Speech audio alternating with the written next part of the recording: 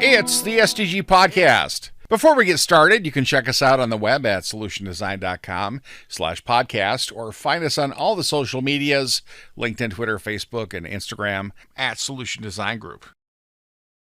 So welcome everybody to another podcast. With us today, we have Peter Lawrence. Hi there. We have Chad Juttner. Oh, hey. And Eric Schneider joining us. Howdy. And I'm Kyle Bacher, also here. So, Eric, you put something out there about allowing people into your home when you're not there. And that kind of spurred the topic of when are bad ideas good ideas, when are good ideas bad ideas, in adopting all of this technology and the life changes that come along with it. Right. And so sometimes it's about perspective, because not for the specific thing you're mentioning, but like a different take on something that is commonplace is, food delivery, right? You're paying someone to go fetch your lunch and bring it to you. On its face, it seems perfectly reasonable and popular, and everybody loves it, and I've done it, and everyone's done it. But then I saw a comment once that was framing it as you're paying for a personal taxi for your burrito.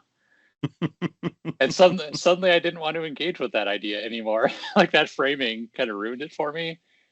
And Kyle, the thing you're mentioning is, I'm using an app for when I'm on vacation for someone to come and look after my cats, but I'm using an app that's designed for dog walking. So, on framing it one way is, if you're at work 8 hours and your dog needs to get walked, it's great. You can pay somebody to come walk your dog. And then the other framing is, I'm letting a stranger, somebody I've never met in my life, into my house while I'm not there. And it seems a little more alarming in that framing. To borrow your dog for an hour and have fun with your dog, right? Or pet. Yeah. While I can creepily track it in real time on a map. So as they walk around my neighborhood. So, and then you're paying them, of course, for that service. Yeah. So your comfort zone when you're looking through these things are ratings. How well rated are they? How long have they been doing it? You're looking for the veteran experts that everybody loves. Background checks. Yeah. Yep. Are they doing background checks for the folks that are walking the dogs? Yeah, and that's the thing. It's like the marketing for some of these gig apps are designed for the folks that aren't really thinking about it too hard. They just want a burrito to show up or someone to walk their dog. Yeah. And so it's easy to get in and use it, and this is fun. But yeah, like for the dog walking thing in particular, yeah, they do background checks on people. They check their identity, and like I said, they get reviews, and there's even a lot of very subtle ways that they kind of enforce good behavior, like keep people on track. Like, they're required to check in before they leave to come to your house. They're required to check in when they get there. The app knows if they're actually at your house, geographically, it's using GPS. The app can detect when there's when they're not doing what they're intended to do automatically, and try and get them on, keep them on the rails, so to speak. And then like I said, while they're there, they're tracked. You can see them on a map. They can send you little video clips and messages and stuff and whatnot. So depending on how much governance or oversight you want to put on this person, you have those tools to do it. And so there's a lot going on there that's kind of impressive, honestly. But I mean, there's the flip side too, right? As a dog walker, you are willing to let someone track you leaving your house, mm-hmm. showing up at their house, walking a dog around the neighborhood. This is a rare case where I'm actually pro governance and pro oversight, especially when it comes to burrito delivery, right? I don't want there to be any kind of substandard, shenanigans applied to my my rancheros, right? And yeah, I was going to use a dog walking service these last few weeks when I've been traveling for work. And the I just couldn't bring myself to pull the trigger, like just for the reasons you're talking about, Eric. Like, I mean, it's my dog, right? Like, literally, one of the most important non-biped in my life, and I was just too nervous to have somebody come over, and plus, it was because I was leaving, my wife was home alone, my daughter was home alone, and so I don't want this random person showing up, knowing I'm gone, kind of taking out one of the most, taking my dog, like all of that, just I couldn't do it. So they had to put up with him. But yeah, I agree. I mean, the oversight, the governance, super important. I mean, if I was going to do a dog walking service, yes, but I get burritos all the time, so even more important there. I actually use that. So the burrito situation. Yeah, the burrito situation. Title of our podcast. The tip is known in advance now. The tip is known in advance? Yes, on DoorDash, I believe. They know what the tip is. So tips have become bribes. Like, yeah. I'm going to give you a bigger tip because I want you to pick my order first. And then I want you to like me enough to not mess with my food and to get here like in a timely manner. So you're paying someone extra not to sully your taxied burrito. That's right. What you're saying. Yeah. You want to like take a moment to buckle it in to the seat, Keep the bag give safe. Give a little pat on the head. That's Use right. that hot bag. keep that pizza horizontal. Yeah. No I had sudden a guy hand me a pizza like it was a book through my door. And I said, now, obviously you haven't delivered many pizzas. So I had to give him a lesson. And I had to show him, I'm like, this is what you've done to me now. I have to contend with this goop.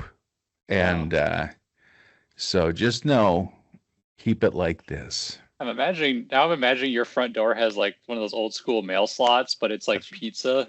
It's pizza wide. Yeah, that would be awesome.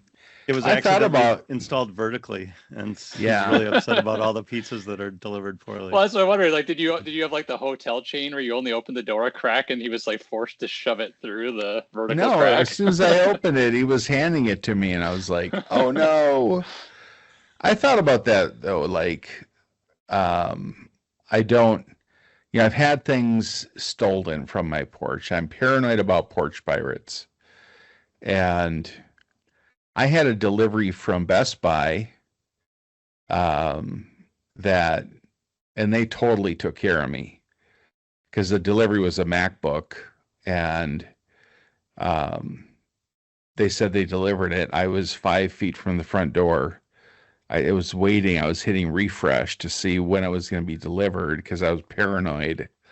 And it said delivered, and I look out of my front door, and there's nothing there. Wow. And I go to the picture, and there's nothing on my porch.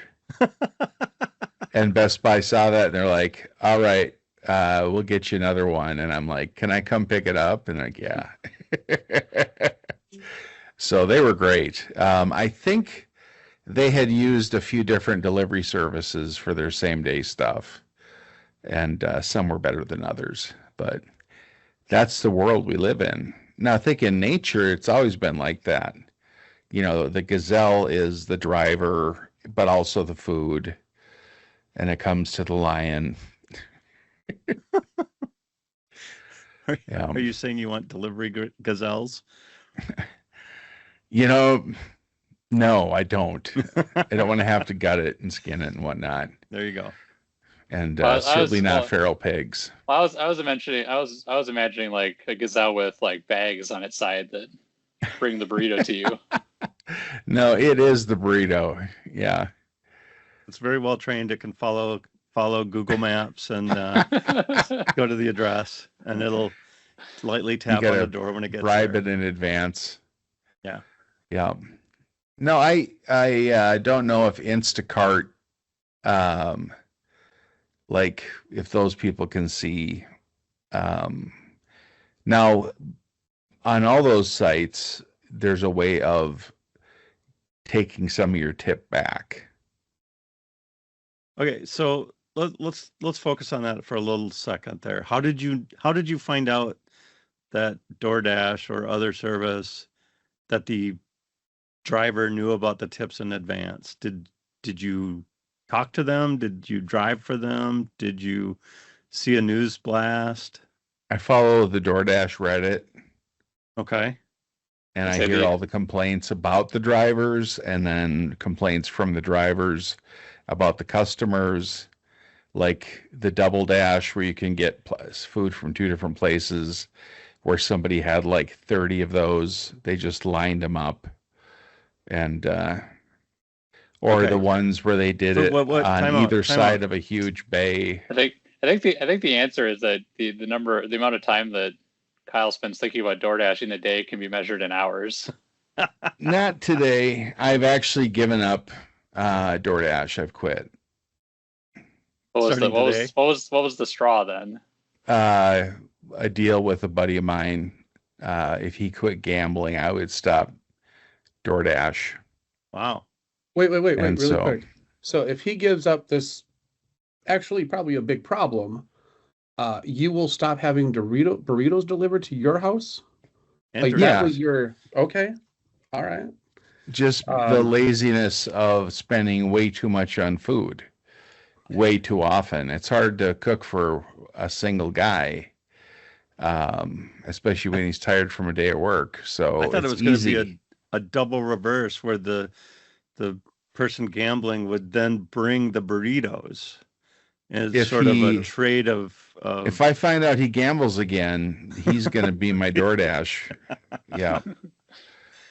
No, it's just a way of supporting him. Like DoorDash is throwing money away. Like, unless you order enough for several meals, it's a big expense. The tip and the fees and all that. It's more in Minneapolis, but I'm not in Minneapolis, so I can't complain about that. But yeah, that's the thing, is the whole delivery system versus going to a store. We've given away a lot of extra money for the sake of convenience. And so is the old way better? I mean, the old pizza delivery system, was that better than DoorDash? Did DoorDash replace it, or is there still the old pizza delivery system? Certain places still deliver on their own. Devani's, and I think Pizza Hut's gone full DoorDash, I believe. I see Domino's drivers going in and out. Jets Pizza will still deliver. They'll still deliver? Okay. Yeah. So I guess, going back to like the kind of the initial topic of this is, some of it's not quite clear what, like especially with the gig stuff, like what's actually a good idea or a lot until the long run of whether we go full cycle or not. Right. So I'm not sure if we've gone full cycle on the delivery, but one that seems like we're getting toward the end is the whole Airbnb cycle, right? Yeah. Of, this seems like a great idea. Everyone's into it. It's pretty affordable. It's great. Turns out they're operating at a massive loss. And so the moment it gets to where they have to start making money, then it's not really viable anymore. And hey, have you all heard of these like buildings that you can stay in that are designed for this, called hotels? I've been using those. They've been really wonderful. You don't have to pay. You don't have to pay cleaning fees. No. And it sounds a lot like the WeWork situation. Did you watch that documentary? Or it wasn't even a documentary. It was a biopic or whatever you want to call it, right? On Hulu. WeWork was this whole like co-location office space thing. Yeah. And turns out they lost all their money and they never had a plan to make money at all, ever. It's the same. I didn't know, I guess I didn't hear about Airbnb having the same issue. It seems like WeWork was solving a real problem, right? Like I had this problem before I joined. Like we were looking for co-location space and wasn't really a business around that yet, right? Like it was kind of this.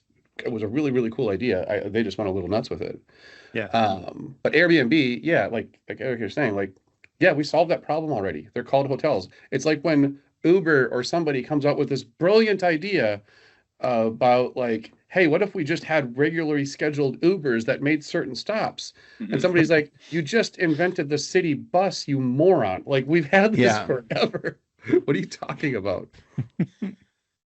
So I guess my real thought on like Uber and Lyft was that if they had been worse at software, they would have failed much faster, right? Yeah. Or if they had sold their software to a taxi company, that taxi service would have been just fine and won, right? If I had been the taxi service, I would have like reached out to every other taxi service and created a consortium of taxi companies that developed software that was good and would be competitive with DoorDash and that stuff.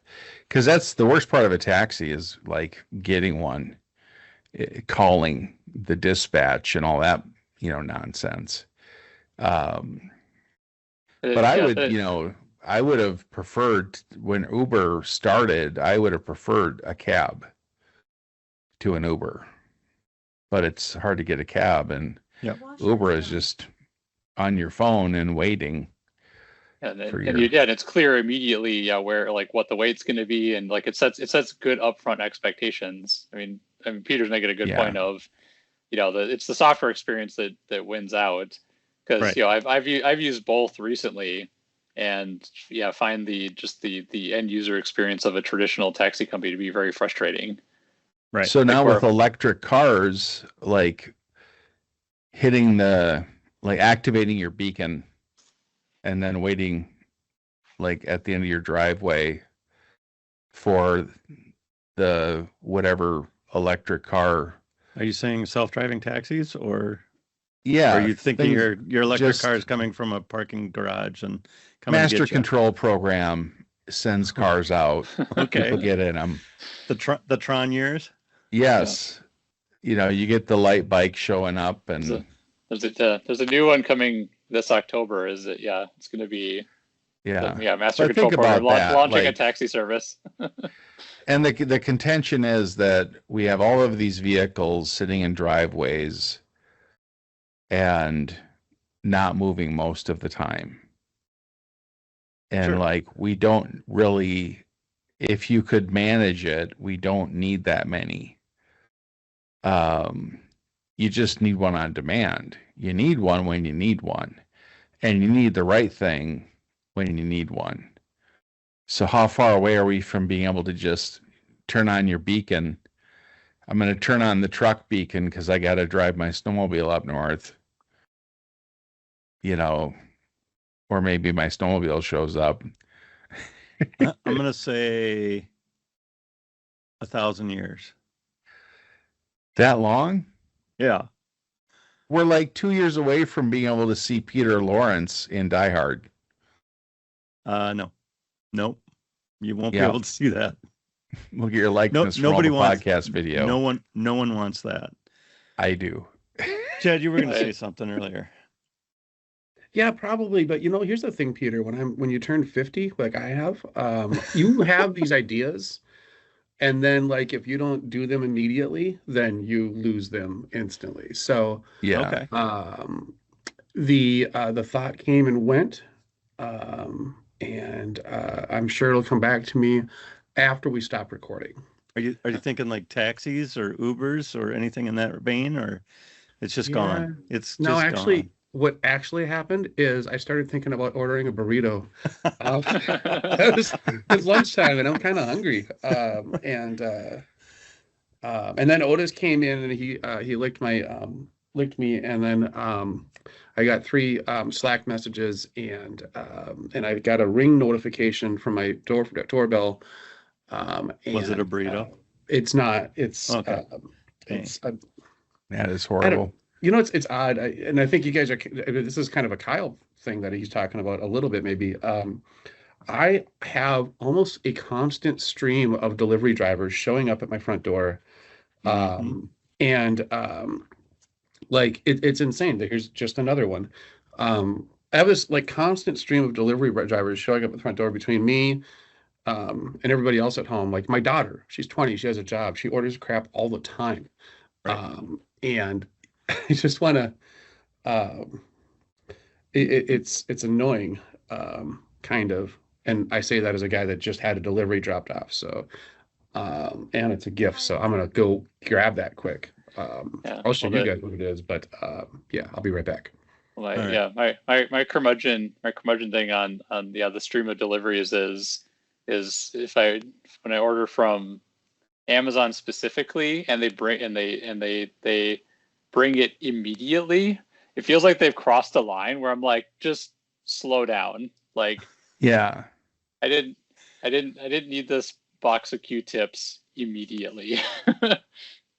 Yeah, It's too in the like ordering a bag of jelly beans and have it show up on your doorstep. It's like the guilt of they came all the way here just to give me these. Like, this is not worth it for them. Right.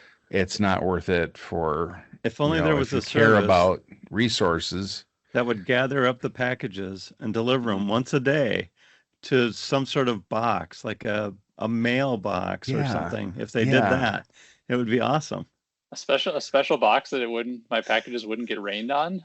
That's right. Yeah. It'd be illegal for anybody else to put anything in that box. Oh, even better. Even better. Yeah. I've been thinking, like, how do you secure your packages?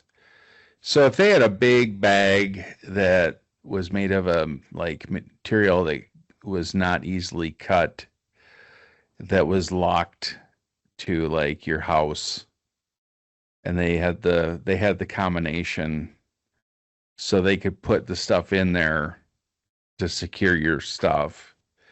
I thought of that route. The big drawer, the big drop-off drawer. Yeah.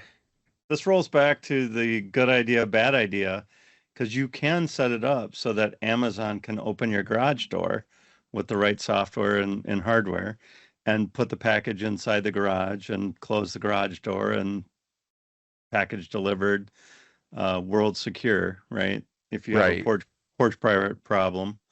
But then you have people who are delivering packages able to open your garage door when there's a package to come there. I saw something called Amazon Key. Mm-hmm. And it's like you're giving Amazon a key to your house so they can throw stuff in. Yep. So I have a question for you guys. Yeah. As Peter and Eric specifically, Kyle, you can chime in too, but as parents of daughters, you have a daughter, right, Eric? I think you've mentioned. I do. She's 6, so there's a lot of problems that don't apply yet, but well, please continue. They're coming. Yeah. So I know, like, I have a hard time putting my daughter in an Uber. Like, I wouldn't do that yet, right? And I know that they have built-in protections around that and everything else.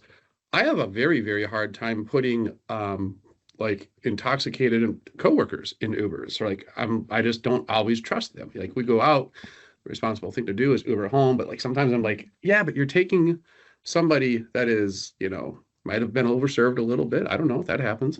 And you're putting them in, you're giving your trust to a stranger, which is kind of the entire like joke that everybody's had forever. But then you're actually letting that guy bring you to your house.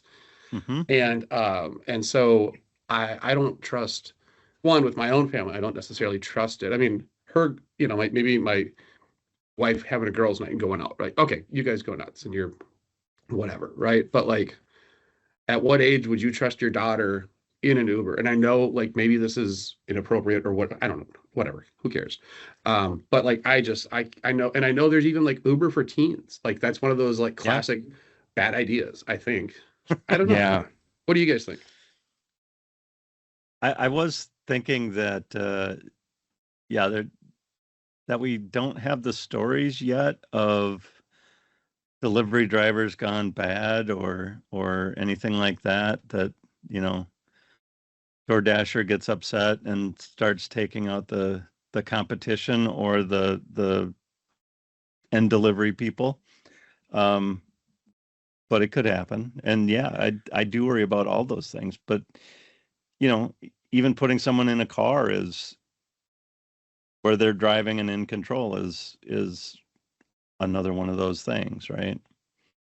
Yes, I guess the way I've looked at it is and this will sound unrelated, but I'll get there. Is I used to be an extremely consistent user of Craigslist, and and a lot of Craigslist deals are done, where you either they come to your house or you go to their house, and Right. I was never big on like meeting at the McDonald's parking lot because it just seemed like an extra hassle. So I'm just ending up in a lot of strangers' houses, and strangers are ending up in my houses over the years, and like hundreds of interactions. And the thing that it really reinforced for me is that a vast majority of people are like just normal, completely sensible people that Of course. are fun to hang out with for 5 minutes while we do this cash deal that we're never going to tell anybody about. Yep. And then move on. And there's this weird cultural thing now where, like, I'm sure all of us growing up experienced where, just be home by dinner time, kids would just be out in the town or whatever. And that's like, we've shifted away from that culturally where we're a lot more protective of our kids. But for reasons I haven't been able to figure out, because like kidnappings, violent crimes, all that stuff are like significantly down in the decades since I was a kid. But Jacob Wetterling. I mean, that's when it changed. Like you can actually pinpoint it, right? Like that's when everybody got like instantly 10 times more nervous about everything. The Jacob Wetterling case absolutely changed, at least in Minnesota. I don't know if this is international. It got international news, I think. Probably, yeah. But I think because that became such a story, and even though it was a one-off, right? Like that's how those things happen, right? Like, oh no, we don't want this 1 in a billion event happening to our, well, 1 in a million maybe. So I think that's when that changed, Eric. I know that's when my parents got a little more antsy. Well, how many parents drive their kids to school and pick them up because they don't want them walking to the bus stop? Yeah, I mean, a large number of them. Way more than when I was a kid. Like we were, I mean, and this isn't old man walks up the hill both ways and no shoe, whatever, right? Like, right. But no, it's a real thing though. Like, I was cool having my kids get on the bus stop. At the bus stop, I can see it from my front window, right?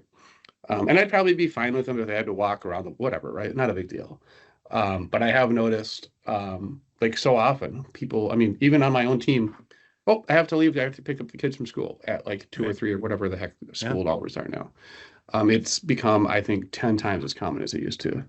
I mean, our elementary school redid their parking situation because they have to accommodate a large line of parents coming to pick up their kids.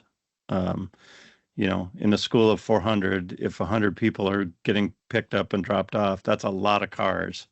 Yeah, because they're not carpooling for that for some reason either. But I agree with the Wetterling thing because it had a couple of big factors. It was daylight.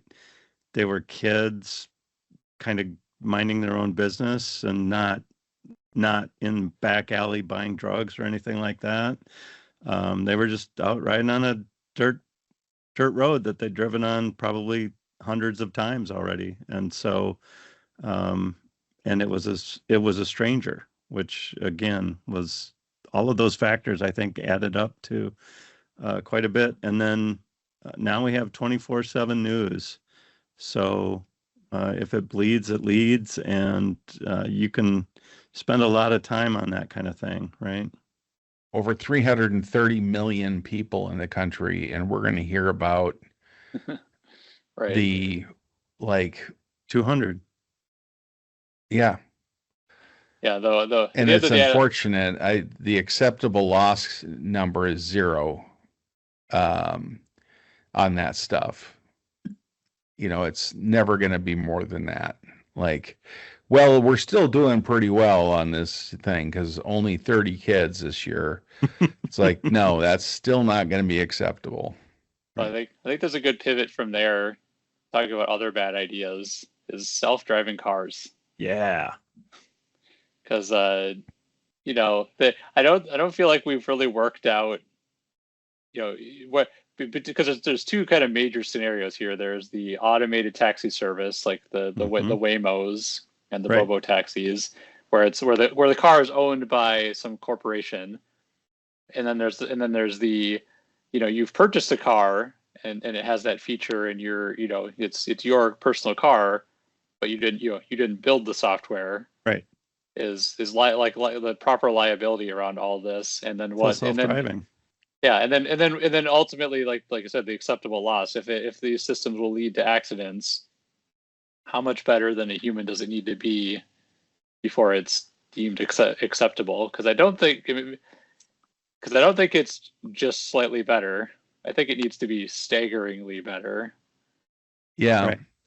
Well, the idea is that if it's better than humans, then it's good enough, and that's not the case. It's got to be No. like so much better than humans that you get a huge insurance benefit by using a self-driving car. And there's a learning curve, right? Like, we don't instantly jump to better than humans, right? We have to get there. Most like, how many log splitters had to malfunction in a horrible way before they were getting that worked out more? And even still, right? Like, there's no perfectly safe log splitter, I'm sure. There's precautions you can take and care and everything like that. But yeah. So, but self-driving cars, they've got to be 100%. Like, they got to be perfect, because nobody started out the conversation with 40,000 deaths a year is totally acceptable for self-driving cars, because it's half the number of deaths from people driving. I mean, look at that. The Teslas that have been in full self-driving mode and kicked off like less than a second before impact, something like that. Those things are still working their way through the courts, obviously, but I mean, those kinds of human involved accidents happen all the time, right? What about a hit and run? No. Self-driving hit and run? An automated hit and run. Automated. It just hits you for some reason. Didn't see you. It was snowing. But then still has a mission. Got to get where it's going. Right. I have seen videos of that too, where the car gets in a collision and the police are there and they're like all very confused because like, who do I engage with to solve this problem when this car is just sitting here post an accident that's driverless? There's adjustments top to bottom that have to be made as a culture to understand how to manage all these situations. Right. That's why it's going to happen slow until it hits. And I've got in-laws who after the government cursed their community with a roundabout, complained very openly to me during a trip where they were visiting us about like, when is the government going to go out of their way to teach me how to use a roundabout? It's unacceptable that it's gone this far, and that's just that's simple as an intersection that's very self-evident how to deal with, and this whole self-driving situation is incredibly complicated, and they're just out there whether you like it or not, right? I don't like being right next to someone else in a roundabout. I got to be a car length either way. I don't trust that they're not gonna go into my lane. They don't give you much room. But I tell you what, the roundabouts on Highway 7 in Louisiana have saved me hours of time, because I used to have to wait at the stoplight and there was a line of cars. So it'd take 3 lights to get you to that left turn. And now it's, easy. So I think they're solving a lot of problems, and people will learn how to use them. And the key is, for those of us that know how to use them, defensive driving. Just assume that people are going to like cut you off and not know how to use it and go when they should yield. I always make too much eye contact. I'll be like looking at them. That is my rule as a pedestrian. Is I won't walk in front of a car unless I'm making eye contact with the person. That's the thing I worry about, is the crosswalks on the roundabouts, because you're focused on getting into the roundabout and then getting out of the roundabout. it's like you also have to pay attention to see if there's people there, and it's a distraction. So I go a little bit slower than I used to. Maybe that's why I don't like the self-driving cars, is there's no one to make eye contact with. That's right. I mean, it would be hard to walk in front of a self-driving car, right? Even if it was stopped waiting, revving its engine. Well, it'll just, you need a terrifying robot dog that's in there. It'll misinterpret me as a vertical pizza and just run me over. Okay. So what was the movie that had the self-driving car that was possessed? Christine, you're talking about Stephen King, right? Yeah. That didn't use technology, though. No, well, it did. I mean, demon technology is still technology, Kyle. just because you don't understand it doesn't mean it's really. I'll give that one to you, Chad. Yeah. Do you remember what kind of car it was, Peter? I don't. I know it was a nice. It actually nice it kind of goes along with the theme of the movie. Nope, still don't have it. Oh, that's I can picture it, but it was a '58 Plymouth Fury. Ah, there you go. Nice. Yeah. Wasn't there a mean dog in there? No, you're thinking of a different Stephen King movie. That was Cujo. That dog would light people on fire or something. That's The Exorcist. Because of this clown. Or not The Exorcist. What is it? They had to walk. I think they had to like they lost the car drove away and they had to walk until everyone died except for one kid. Yeah. Firestarter. Okay. Firestarter? How confident are you in Firestarter? That was voting machines? I have no issue with voting machines. In Minnesota, super confident. Yeah. I mean, in any state. I'm confident that computers do exactly what they're told. Yep. But I don't know. But I wouldn't know who's telling it to tally those votes. I gained a lot of. I mean, even when we were desperately trying to find issues with them and didn't. Like, okay, people with a vested interest in trying to find some kind of problem came up with an error rate of like something ridiculously small. So I have no issue with voting machines.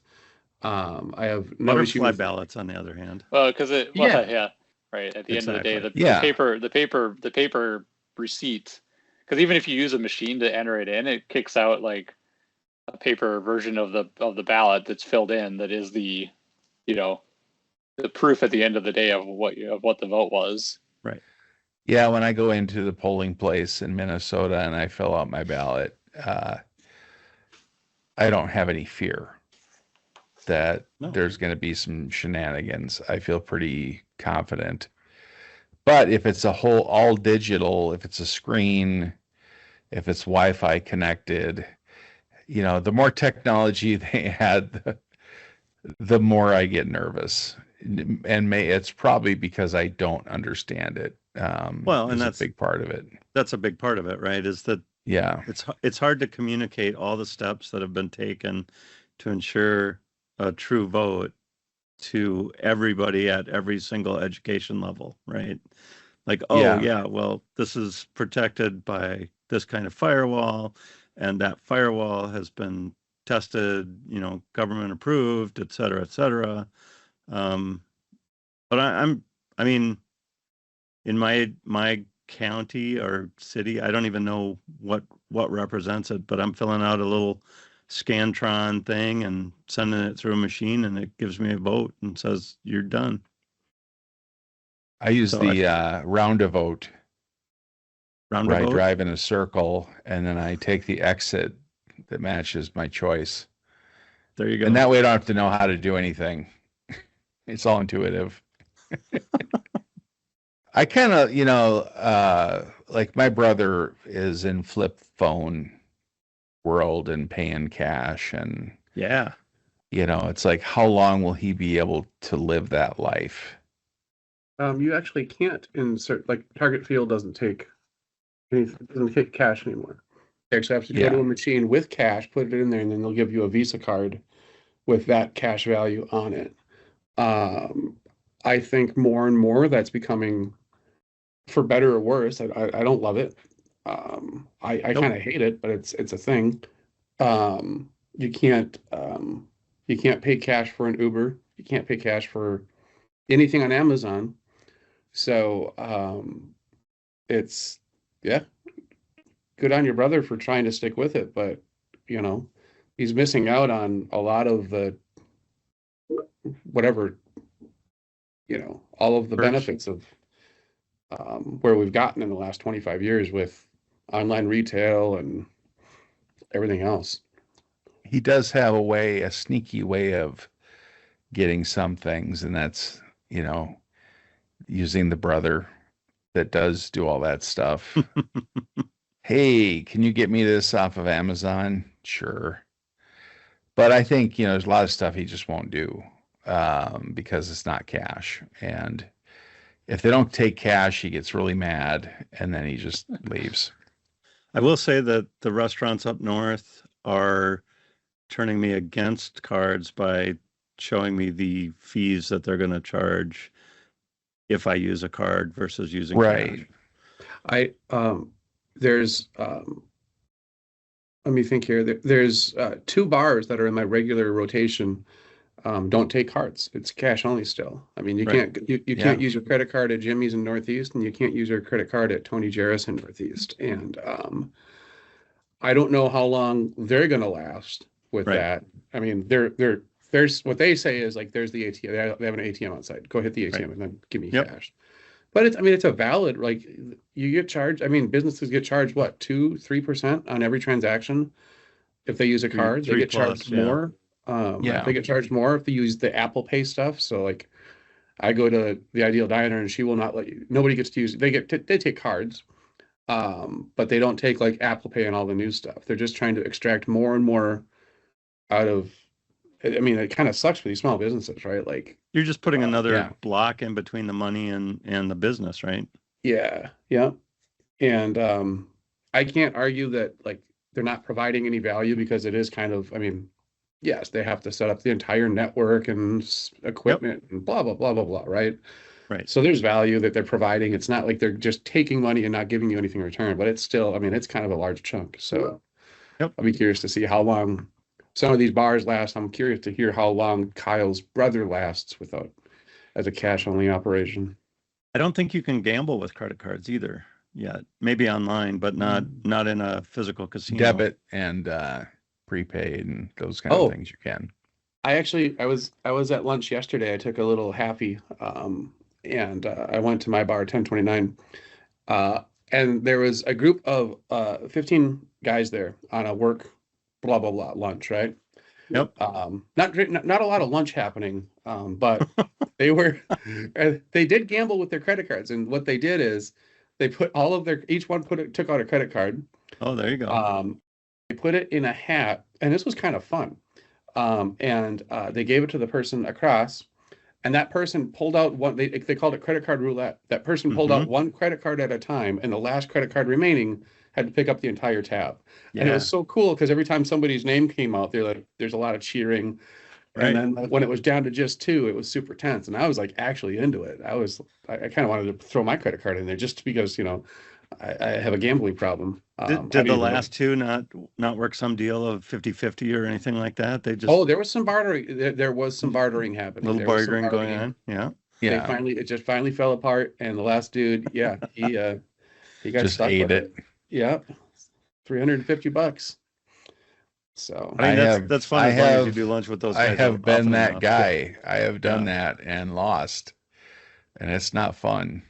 You'd hate to be the first and last. I would have This is felt your better first though and if there last was lunch. 15 guys. We had 4. And yeah. So So what I'm hung up on though is, God, when you were talking about your brother, did you say he still uses a flip phone? yeah. Yep. So what's hot on flip phones? And what's his? Because I remember back when when the modern smartphone was coming around, and the idea that you were going to take away business people's BlackBerry buttons, to send the Yeah. emails, that was never going to work, and why would anybody want that and type on a touchscreen? And we know how that turned out. But what's your brother clinging to at this Texts point? are rare. And don't Short. send me pictures, because now the pictures are too big and don't always look it on his phone. So it's like, if you got a picture to send, email me. There's rules that everybody else has to follow to make his stuff work. Right. Yeah. Right. But I'm wondering what is it? It's not just that smartphones cost money. It's something else, right? Like what's the barrier here for him? Is they're tracking him, or all he needs is to hate something, and then he won't use it. I hate imagine those that things. I He imagine has no that patience. Yeah, he has zero patience for tech. he'd break a lot of them too. Break the screen yeah. a bunch of times. Yeah. It wouldn't be cost effective. He loses stuff. He breaks stuff. He's just a force of nature. So I think cash is better. Paper is just better for him. Yeah. I mean, he's not a complete Luddite. He's got a laptop that I bought him a laptop so that I didn't have to fix his old laptop, which was my old laptop. Yeah. You could get a HP. I think I got him one for like $350. It's like I would gladly pay that, not to have to walk you through stuff or stop by your house for tech support. Yeah. So what is something, Eric, that you don't want to get, like, that you don't want to give up, that's old, that's being replaced? It's probably and actually I was forced because it was my car that I drove until last year. Is we talked about this a bit on a previous podcast, but I was driving a 2004 Volvo wagon it was 21 years old when I finally got rid of it, and my cheapskate side of me won over on the process and expense it was going to take to fix the air conditioning, so that my wife didn't divorce me, was staggeringly more than the car was worth, to sell. Right. So it's like this doesn't make economic sense anymore. So I need to get something new. But it was hard, and yeah, that led to that previous podcast about all that newfangled technology in cars and how that's all problematic and stuff, because it feels like it's going, even though it's going forward, to me it feels like it's going backwards in a way. For me, it's metal keys. I want metal keys. I don't want a thing in my pocket where my vehicle just knows I've got the thing in my pocket and it opens everything up. Oh, you're talking for cars specifically? Yeah. Well, I mean, anything that, because it's still it's still there. Yeah, you can get it. It's in there. Where do you put that? I lost it. I had to get it rekeyed. Where do you put that? Is there like an actual slot for that? Yeah, there is. On the door handle, yeah. Usually there's on my car hidden one. But to start it, is there one? Not to start it. So, and actually I was actually, so I can't speak for my car, but my wife's car, which is similar, it's like 2014, but that was the mystery, is because the battery was acting up, and I wasn't sure if it was the keyless system or the ignition or whatever. Like I was trying to troubleshoot it, and that was the question, is like, okay, how do I open the door? And then, I got in the car. How do I start the car? And for her car, at least, it was you held the fob up to the stop button, like if it was making physical contact. And but then cleverly in the video I was watching where I was learning this information, the simple way to do it is you just press the button with the key fob. There you go. It's just in one swoop, boop, and it'll start the car if your keyless system is broken. Yeah, because they've got enough energy to energize the chip without the battery. Mm-hmm. So I never wore a watch. I hate watches. No. Look out. Kyle's entering. This thing is kind of handy. I got to tell you. Little notifications. What's that, Chad? I'm almost done with mine. It's because it goes nonstop, right? It's bing, bing, bing, bing. Like I get so many messages, and I'm losing. You can tune it. I'm losing a little bit of my sanity because of this. You got to get on top of those notifications. You can shut all those off. I know, but like it just seems like the minute I do, then something else pops. There's too much, right? They need to have a service. Yeah, I'm going to go back to analog watches here pretty soon. I used to have the kinetic. I had a kinetic watch that I wore. That just you no battery. It just whatever Yep. you wave your arm Movement. around. Yeah. It's enough to charge it. Yeah. I got to find that. Somebody I think stole it from. I don't know. Anyway. Yeah. But so I wasn't able to run for like a full decade because of an injury, and now I'm finally able to do it again. So my fitness watches hadn't been charged in 10 years and were just dead. So I finally had to buy a new one. And I wish I could have recorded the face I made when I like set it all up, and then within minutes I got a notification that because the Twins had scored a double play, I got a free burger at McDonald's on my fitness watch. Like, nope. Just immediately went to the app and just turned off every like notification integration.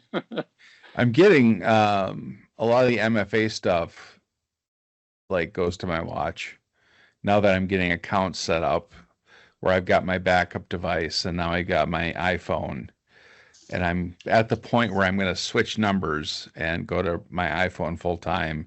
Ooh. And then use my Android as my backup for MFA stuff.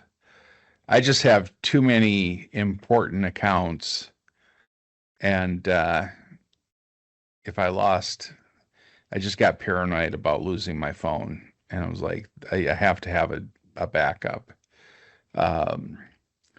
So that's been a challenge because those accounts aren't. You can back them up, but then if you back them up and restore them somewhere else, they're no longer work on the original device. So yeah, your brother's flip phone's going to have challenge with MFA. Yeah, he'll have to. Well, they still are going to have to make accommodations for people. As long as you have enough, you can't force people on the. It's like a restaurant. A restaurant isn't the only way a person can eat. So if they want to go no cash, like there's other options. They're not going to take down society. But no cash, all banking online, you're going to have a screen. You're going to have a smartphone for that. Mm-hmm. And then you're kind of hosed. Yeah, I have to have a smartphone for work. And then despite all that technology, they'll just still randomly reject my trying to buy, a smoothie at the gas station down the street from my house, right? Like that's too suspicious. Yeah. You got to call your credit card company ahead of time and tell them, hey, I'm about to walk down and get me a smoothie. That's the first thing criminals do is buy a smoothie. Yeah. Once they've stolen cards, they go smoothie crazy. And so, yeah, they got to cut that off. Yeah. I think the last thing they rejected me on is I ordered Amtrak tickets to a city. They were good with that. But then when I tried to book a hotel in the same city, not good. Not a chance. Can't be real. I had a credit card compromised, and what saved me is the first thing they did is they bought a train ticket like from Norway to Sweden. And I'm like, well, I'm not in Norway or Sweden. And then they're like, we'll cover it. Yeah. Mine was declined. It was used at a vegan restaurant once. And they're like, this is... And I was like... Never had a credit card laugh at me before. Yeah. That's fun. But then the flip side is, meanwhile, I had my car fixed at a place down the street, and somehow they keyed it in wrong and wanted and ran it through as $350,000. Ooh. And my bank was like, sounds good. Let's go. Right? Yep. All right. Let's do it. It cleared through. We got 4 minutes. I'm going to do a quick quiz show here. All right. Answer physical books over e-readers. Oh, physical. 100%. E-reader. Only because I'm old, e-reader. Because I could change the font size. Although to Eric's point, I have started buying large print books Game changer. Absolute game changer. Oh, you did. You know what? Like, despite having the knowledge that those existed, it never occurred to me to just get those from the library instead. Thank you. Yep. Streaming or Blu-rays, DVDs? Streaming. I think it's both for me because I get the Blu-ray and then I rip it and then I stream it to myself. Anybody shooting on film?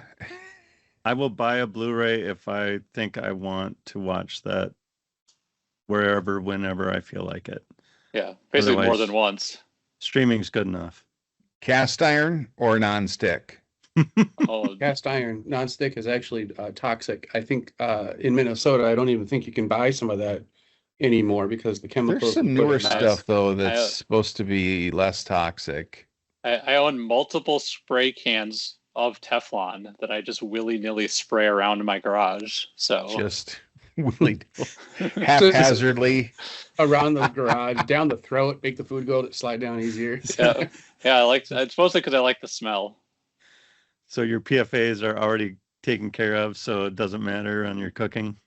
So Eric has cancer. So that's a given. I do. It's just I'm just waiting to find out which kind. Yeah. Because on the audio listeners I'll be able to tell, but I'm pointing at a radon detector on that desk right there, where I'm trying to figure out how many years it's going to take for me to get lung cancer, not whether I'll get it. What mowers are you at? What's that? Lawn mowers. Cal's moving on. Electric. Battery.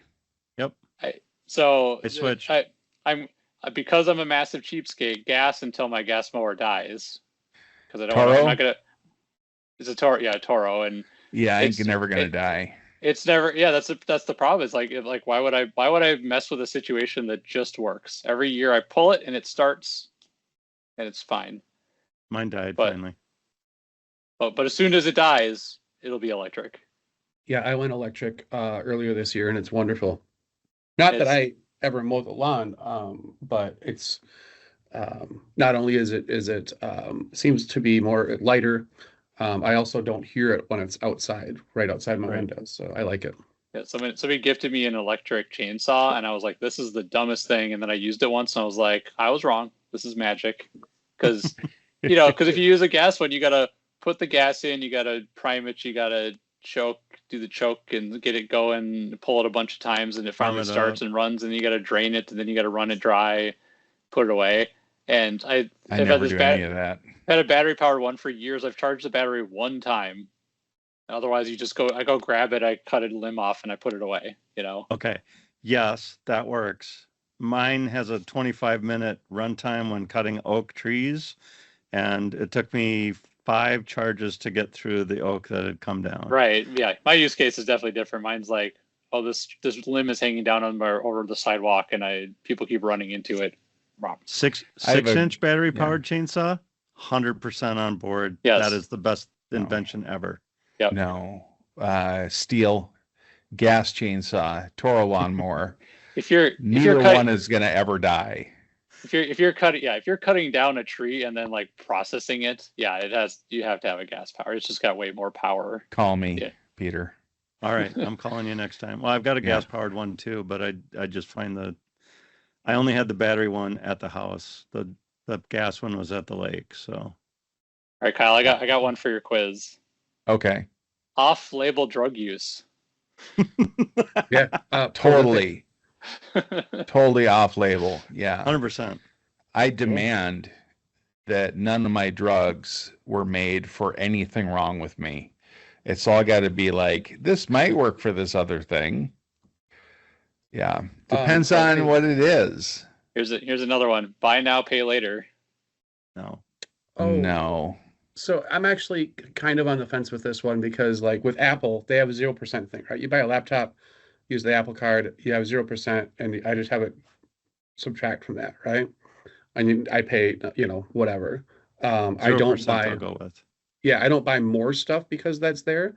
But I do, like, a lot of my check goes into a money market account, and I don't want to, if I can earn interest instead of, lose interest, I do that instead. So 0% buy now, pay later. Yeah. Any kind of percent interest charge. Absolutely the heck not. All my money goes into tin. It's becoming rare and scarce, and but we still need to solder. That's my parting thought. All right. And that's a lie. I don't put my money in tin. But I do put it in a tin that used to hold popcorn. There you go. And with that, I think we'll shut her down, everybody, and say goodbye. Bye, everybody. All right. See you. Bye. Goodbye, everybody. Solution Design Group is a digital product consultancy in Minneapolis. Check us out on the web at solutiondesign.com or look for us on Facebook, Twitter, LinkedIn, and Instagram at Solution Design Group.